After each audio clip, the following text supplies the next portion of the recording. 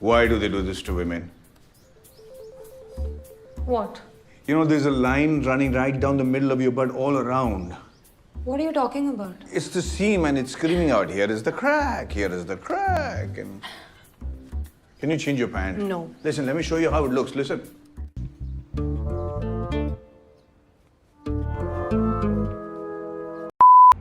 So today's topic is going to be a little controversial because we will be talking about some very uncomfortable things and some very real world girl problems that all of us face during our fitness journey. And probably because of the nature of these things, be it the gas trapped in your stomach because of hormones, be it your camel toe, be it your nipples hardening in midst of a workout, be it your period cycling, no serious expert, leave alone your male trainer, will ever be able to speak to you about it. When I started my DIY fitness journey, I literally did not know anything about anything. And just like us, even I thought that maybe it's just me. And so my awkward ass never dared to ask anyone. And I could have just wished that someone would have told this to me earlier. So today, we're dropping the shame, cutting the confusion and getting straight to the point. Hi guys, मेरा नाम ईशा है और आज हम बात करने वाले हैं embarrassing gym girl problems your trainer will never be able to discuss with you. So without wasting any more time, let's go. First, it's harder for women to lose weight than men. Most girls assume they're doing something wrong when the progress feels slow. But the truth is simple. Women gain muscle slower, burn fat slower, and experience hormonal ups and downs so much more than men. Your cycle, your water retention, mood shifts, bloating, and lower baseline muscle mass all pull the timeline a lot longer. Nothing is wrong with you, it's just biology doing its job exactly as it's designed to be. And yes, there are ways to speed things up. Smarter eating, consistent lifting, hormone awareness, and small daily hacks absolutely make a difference. But even with all of these things stacked up and followed religiously, you will still see the progress happening a lot slower as compared to any man. Knowing this should not really demotivate you. It should just prepare your mind for the long game. Slow progress is still progress. And once your body adapts to it, you become unstoppable. So if your trainer is pushing you hard to keep going, it's because he knows that you're going to take longer than you think. He just doesn't want you to get disheartened. And because of this, you need the 100-day rule. Since women lose fat slower, gain muscle slower, and have way more hormonal ups and downs, there is one non-negotiable message that you need to tattoo inside your brain, that if you are committing to an exercise or diet pattern, you need to do it for a minimum period of 100 days. Not 1 week, not 1 month. Even if something is being told to you by your trainer or your dietitian, you need to do it for a minimum 100 days ka period. You see, your hormones shift every few days. Your energy, appetite, strength and water retention keep changing every week. That means that for every 3 steps that you walk forward, there will be 1.5 steps that you will be working backwards. And this is not really failure. This is essentially a woman's biology which you cannot fight. You just have to learn to work with it. Third is cycle syncing. The biggest reason why women take longer to see results is hormones. Now you can be upset and sulk about our hormones being this way, or you can actually use it to your advantage by creating and taking to cycle syncing. This simply means planning your workouts around your ovulation cycle. So you're not fighting your hormones, you're actually working as workout buddies. I've actually put together a detailed plan in the description below. This is just indicative. You do not have to follow it to the T. But this whole cycle will actually give you an idea of how you can plan your workouts so that basis your energy, mood and hormone situation, you can make the most of every workout that you walk into. Fourth, women deal with more gas situations than men.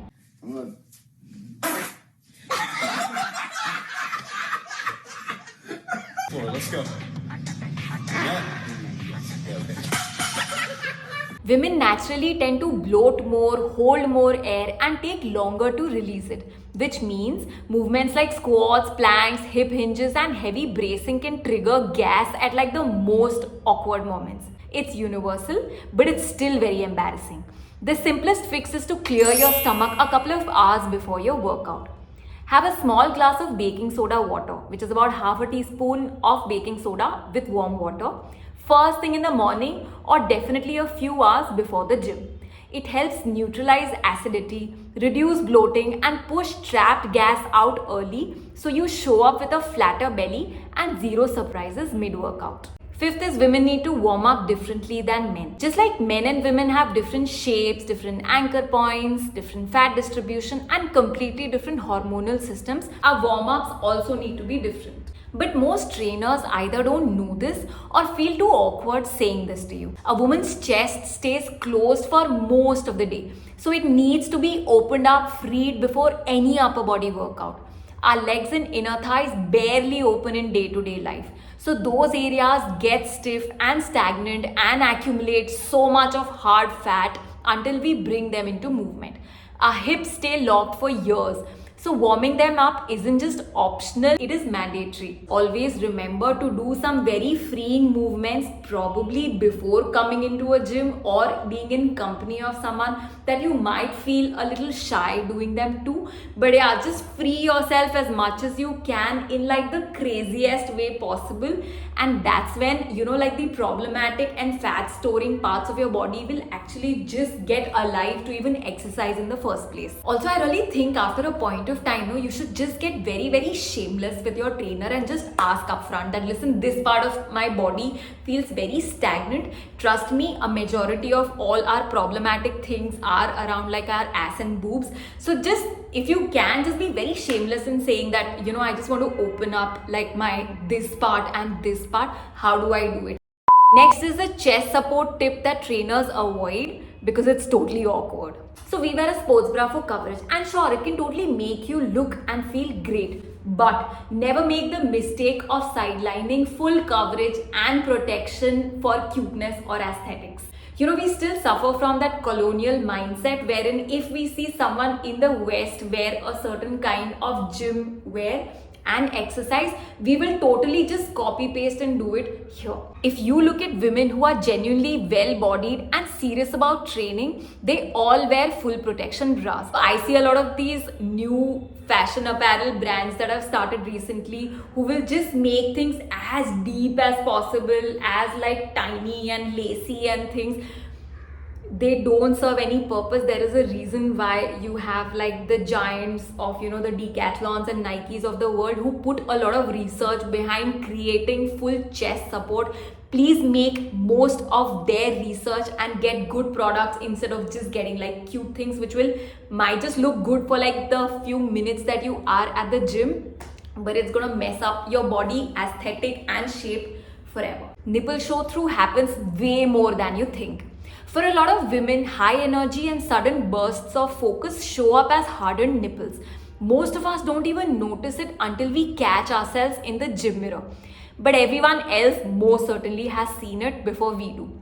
Even in a good quality sports bra, the padding slowly wears out depending on how often and how intensely you train. And most importantly, how you wash your sports bra. I'll come to that towards the end. So once every 3 to 4 months, check your padding. If your bra has removable cups, replace them. And if it happens mid-workout, just step into the restroom, fold a tissue to match your nipple patch and place it inside your bra and finish your session comfortably. The sweat patches which will come up at like the worst places possible. On days when you exercise really hard, you sweat a lot, you're probably wearing cotton clothing in lighter colors, you will suddenly see crescent shaped sweat patches which will appear right under your boobs and like a large stain that will appear right where your ass crack starts. So this is essentially the sweat trickling down right around like the heavier parts of our body. Despite being so normal and universal, in a social place, it's considered to be very embarrassing. A few smart fixes can totally make all the difference. Wear sweat-wicking fabrics instead of cotton or heavily padded bras.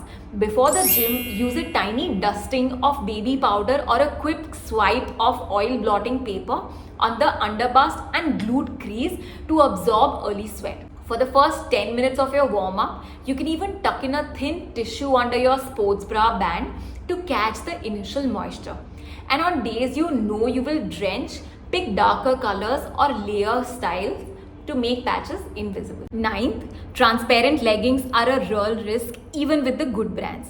Now, because leggings are compression fit and make you look slimmer, Most of us, including myself, end up buying a size that's worryingly small and hope for the best. But even if you pick a dark, opaque, good quality pair, which you absolutely should, every legging has a limit. When you show up to work out in a too tight pair, two things can happen. Worst case scenario, the fabric tears mid squat. This happens far more often than people think. I actually witnessed this happening to someone, like a girl just squatted, and the moment she went down, like the legging tore from like the worst place possible. Probably that's why my trauma is so hard with the whole tying the jacket and like picking the right leggings bit. So when you bend, stretch, or even just stand under the gym lights, everything underneath just becomes visible. How do you avoid this? Well, first of all, do a squat proof test in the trial room. Flash your phone light from behind the fabric to check transparency. Second, if you're a heavy user like me, then after the 6-month mark, no matter what brand you've picked up the legging from, check them by bending over in front of a mirror and seeing if they still hold strong. And third, do not assume that good brands guarantee a perfect fit. Do not be lazy with this one. Your future self is going to thank you for this. Next is the camel toe. Every girl fears it, but nobody talks about it. This happens when tight leggings create fabric tension in front because of poor fit or going commando.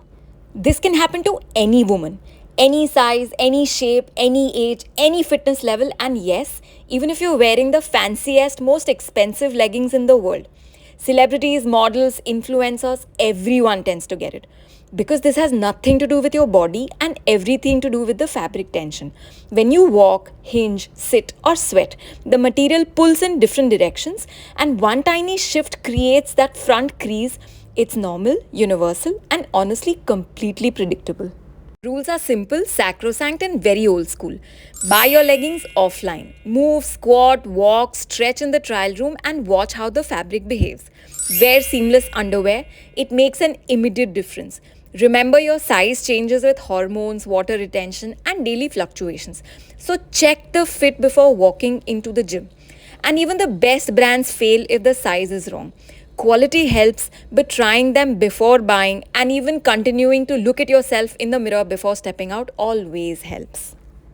So here's what all of us get so horribly wrong with tackling hormonal odor. Thing is, we will spray some good fancy gym specific antibacterial deo and walk into the gym and start exercising.